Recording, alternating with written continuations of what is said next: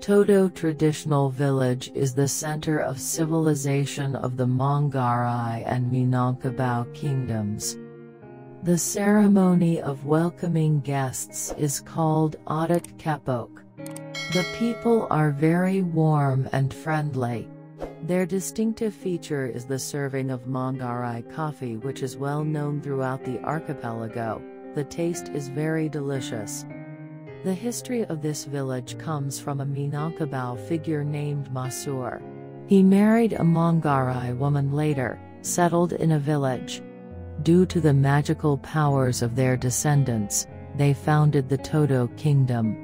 Initially, the traditional house was in the form of a gadang house, like those in Minangkabau. However, after 1911 it changed to Neong Todo. Here, it is referred to as the era of new technology. If you pay attention to the shape, it's not much different from the one in Wiribo. One uniqueness that cannot be left behind is the existence of a drum, said to be made of human skin.